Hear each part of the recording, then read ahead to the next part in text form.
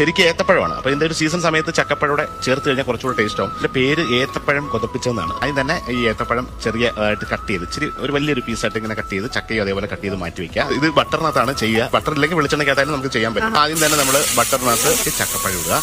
ചക്കപ്പഴം just ഒന്ന് വഴറ്റിയെടുത്തു. അതിന്റെ ഒരു കളർ ഒന്ന് മാറുന്ന സമയത്ത് അത് സൈഡിലേക്ക് മാറ്റി വെച്ചിട്ട് വീണ്ടും ഏത്തപ്പഴം ഇടുക. അത് രണ്ടും കൂടെ ഒന്ന് ഒരു 2 മിനിറ്റ്സ് വീണ്ടും ഒന്ന് നന്നായിട്ടൊന്ന് ബട്ടറിനകത്ത് വഴറ്റിയെടുത്ത് സൈഡിലേക്ക് മാറ്റി വീണ്ടും ഒരല്പം ബട്ടറിനകത്ത് ഈ പഞ്ചസാര, ഇതൊക്കെ ഒരു ഷെഫിന്റെ രീതിയിൽ നമ്മൾ ഇച്ചിരി ഡെവലപ്പ് ചെയ്യുന്നത്. ഇതൊന്നും സാധാരണ വീടുകളിൽ ഇങ്ങനെ ചെയ്യത്തില്ല. കയറ്റി എടുത്തിട്ട് പാലൊഴിച്ച് സ്റ്റൂ ഉണ്ടാക്കുന്ന പോലെയാണ്. ഷുഗർ നല്ലപോലെ ഒന്ന് മെൽറ്റായിട്ട് വരുന്നുണ്ട്. മെൽറ്റായിട്ട് ഇതിനകത്ത് കാരമലൈസ് ചെയ്ത് നന്നായിട്ട് റെഡിയാക്കി എടുക്കുകയാണ്. അടുത്ത ഒരു സ്മെല്ല് വരുന്നില്ലേ, ലേശം ഏലക്ക പൊടി കൂടി ബട്ടറിനകത്ത് ഇടുകയാണ്.